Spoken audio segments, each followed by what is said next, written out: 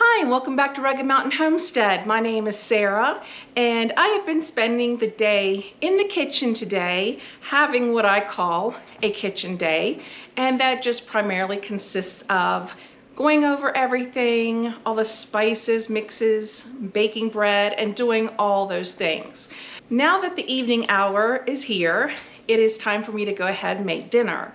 And I've been asked to make a video using the canned beef, primarily the ground beef that we canned in the last video from our beef share. So tonight I'm going to go ahead and we're going to cook dinner together, and I'm going to show you how I make our meals from our canned goods in the pantry. So this is going to be an easy, fun, yet tasty dinner.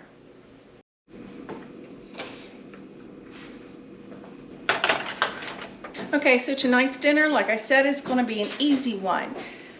I'm going to use 2 jars of the beef that we canned, and I'm going to use 1 pint jar of black beans that were canned back in October.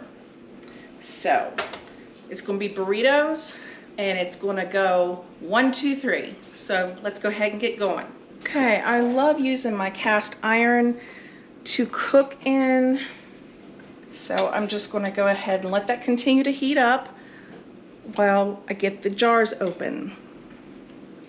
Now, as you'll notice, I don't store the jars with the rings on, and the reason that is because if you do have a seal failure, if the ring is on, it'll hold it down, the lid, and you'll never know until you go to open it. You'll also notice that there is a line of fat from the beef that we canned, and it cooked in its own fat. That's why you don't add broth when you raw pack. So does this look pretty? Absolutely not. But if you were to buy canned meat in the store and it did not have a tin, if it was in a jar, it would look like this. So don't let that make you panic.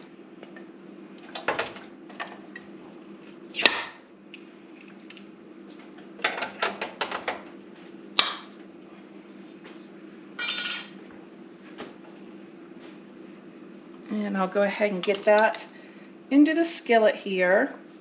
And like I said, I go ahead and I cook using the beef fat from the jar. There is nothing wrong with that.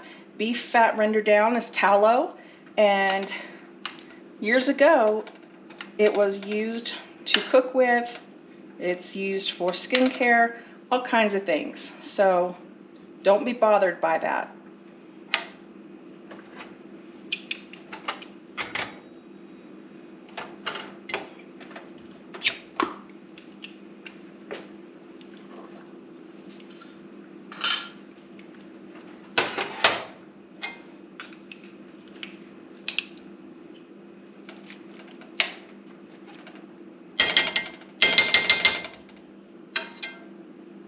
I'm going to go ahead and open the black beans, even though I don't need them just yet.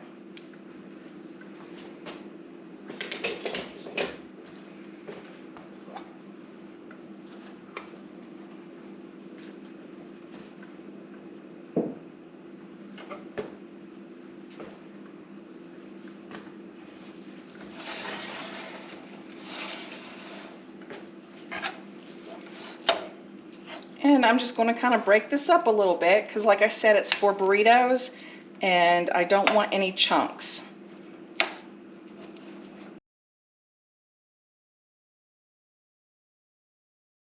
Okay, now that our beef is at a steady simmer, this is when I'm going to go ahead and put in my seasoning.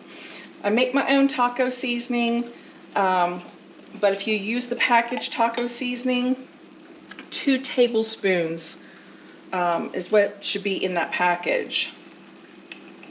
So I will just go ahead and measure this out.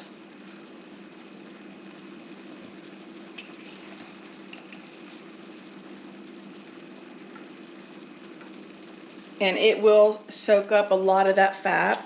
And just because Dean and I love garlic, I'm going to add a little garlic in there.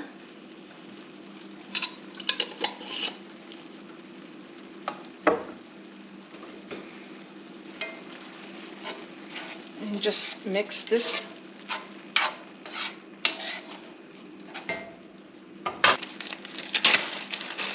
Now I'm going to add onion that I had left from a previous project.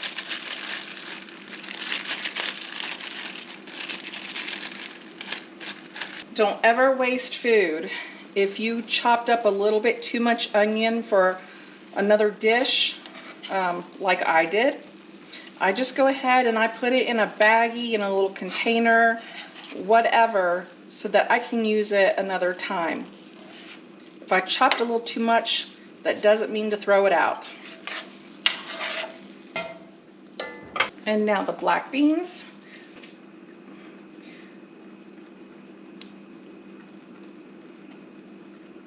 And I just added that straight out of the jar. Did not drain it or anything like that. The beans had been rinsed and drained before I even canned them. So I don't even need to worry about that, about rinsing or draining or anything like that. It's already been done.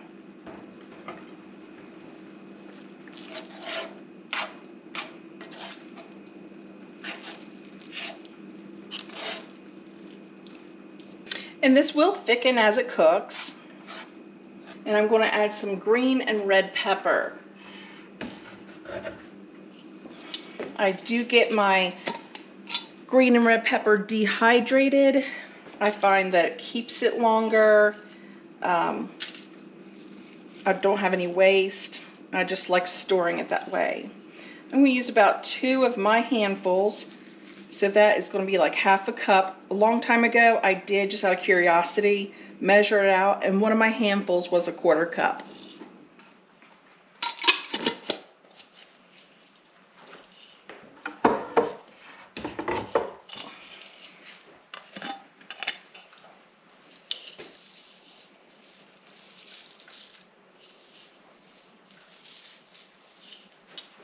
So I've used a half a cup of green and a half a cup of red peppers, dehydrated. Now, if you're just using fresh peppers, I would just chop up half of a green pepper and half of a red pepper and save the other half.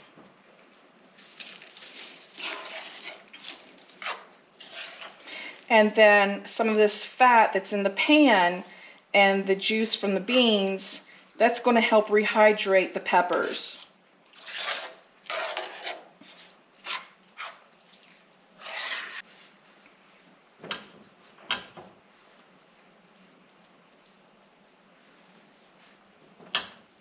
Okay, so while the burrito mix is on the stove cooking, we're just going to let that cook down a little bit and everything get incorporated and nice and soft. I'm going to go ahead and turn the oven on warm so that I can go ahead and put in our burrito wraps and getting them nice and pliable and warm.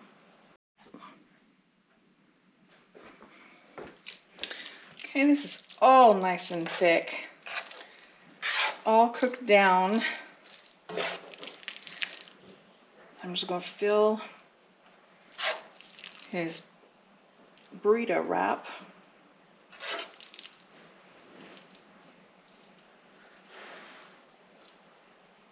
Okay, so now we're going to dress this a little bit. Put some cheese on there to melt.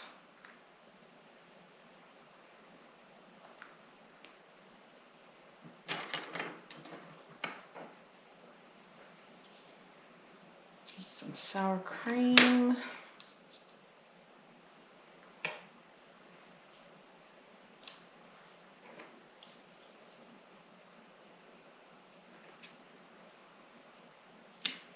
The Nancy sour cream is nice and thick. You don't have like a watery top or anything. Then we have his favorite, the wild brine probiotic salsa. This is actually more like a relish too. See, because it has cabbage in it, not just the tomatillos, but all kinds of spices. It's really good. I'm going to put some on his burrito and then some on the side with his chips.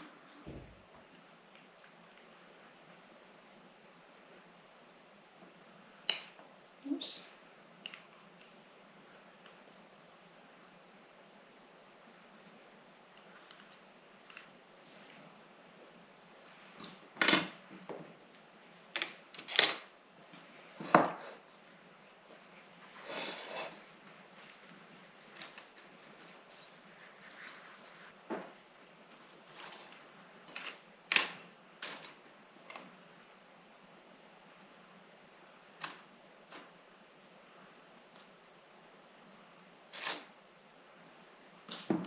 And friends, there you have it. It's as easy as that. This is a simple meal made from multiple things that I have canned previously and were put away in the pantry.